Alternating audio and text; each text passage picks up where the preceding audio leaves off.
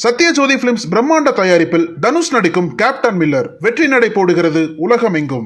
பொங்கல் பண்டிகையையொட்டி புத்தாடைகள் வாங்க காஞ்சிபுரத்தில் குவிந்த நிலையில் காந்தி சாலையில் கடும் போக்குவரத்து நெரிசல் ஏற்பட்டது.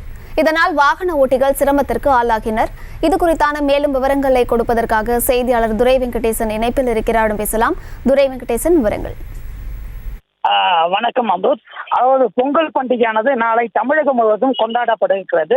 இந்த பொங்கல் பண்டிகையை ஒட்டி தங்களது புத்தாடைகளை அணிவதற்காக பொதுமக்கள் தற்போது காஞ்சிபுரத்திலே அதிக அளவிலே காஞ்சிபுரம் அதாவது துணிக்கடைகள் மிகுந்த இந்த காந்தி சாலை பகுதியிலே தொடர்ந்து அதிக அளவிலான மக்கள், ஆயிரக்கணக்கான மக்கள் தற்போது அந்த இடத்திலே தங்களது துணிமணிகளை எடுப்பதற்காக குடும்பத்தாருடன் தற்போது குவிந்திருக்கிறார்கள். இதன் காரணமாக அந்த பகுதியிலே போக்குவரத்து நெரிசலானது ஏற்பட்டிருக்கின்றது.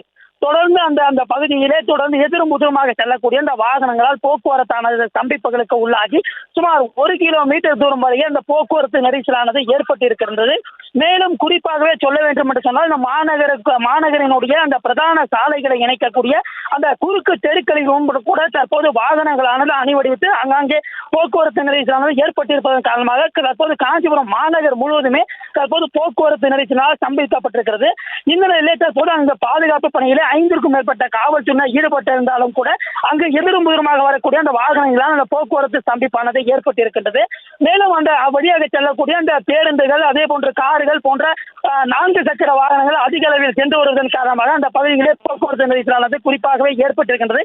இதன் காரணமாக வழியாக போக்குவரத்து நெரிசலை சீர் செய்திடும் பொருட்டு அந்த பகுதியிலே இந்த மாற்றுப்பாதையை, அதாவது பேருந்துகள், கார்கள் போன்றவற்றை மாற்றுப்பாதையில் செல்லக்கூடிய வகையிலே அந்த போக்குவரத்து நெரிசலை தவிர்க்கும் பொருட்டு அந்த பகுதியிலே காவல்துறையினர் தற்போது அந்த சீர் செய்யும் பணியிலே ஈடுபட வேண்டும் என்பது அந்த பகுதி மக்களினுடைய அந்த கோரிக்கையாக இருந்து வருகிறது.